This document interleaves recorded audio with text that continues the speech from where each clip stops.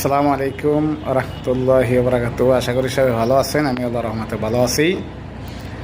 আপনারা জানেন দীর্ঘ 53-54 বছর জামায়াত ইসলামের বিরোধী কইরা আইছে কিছু রাজনৈতিক দল A to Z। এটা আজকে নতুন না। আর আমরা দেখতে পাচ্ছি যে যতই জামায়াত ইসলামের বিরোধিতা করতে আছে এই কিছু রাজনৈতিক দল, মাথামোটা দলগুলা, যেগুলার ভারতের দালাল, এই জন্যই ভারতের ইঙ্গিতই এগুলো করতেছে। যদিও তো এই 16 বছর ফ্যাসিস্ট সরকার জামায়াত বিরোধী সব কিছু করছে, এমন কিছু নাই সে করে নাই থামাই দেওয়ার জন্য জামায়াত ইসলামকে। কিন্তু আল্লাহ বলছেন কোরআনের নূর কেউই বন্ধ করতে পারবে না। কারণ জামায়াত ইসলাম কি করে? তাদের নিজের ব্যক্তিগত রাজনীতি করে না, তাদের রাজনীতি হইল কোরআন ও হাদিসের রাজনীতি। তারা চাইতেছে আল্লাহর আইন প্রতিষ্ঠিত করা, আল্লাহর আইন বাংলাদেশে প্রতিষ্ঠিত করার জন্য। এটা আমরাও চাই, আমিও চাই।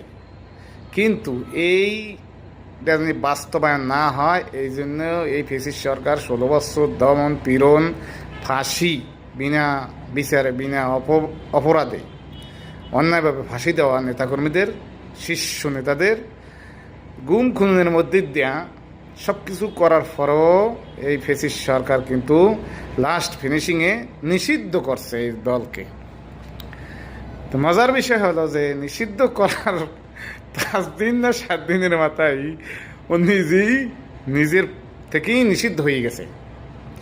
তো এখন যারা এই যে আবারও কি স্লোগান যারা উঠাইছে, আপনারা বিশ্বাস করেন 100% বিশ্বাস করেন, আমি বিশ্বাস করি, বাংলাদেশ যে কয়দিন রাখবো আল্লাহ দুনিয়ায়, অর্থাৎ কিয়ামত পর্যন্ত এই জামায়াত ইসলাম বাংলাদেশে থাকবে ইনশাআল্লাহুল আজিজ, যদি বাংলাদেশ আল্লাহ রাখে।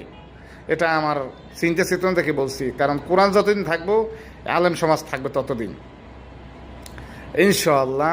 ততদিনে এদেরকে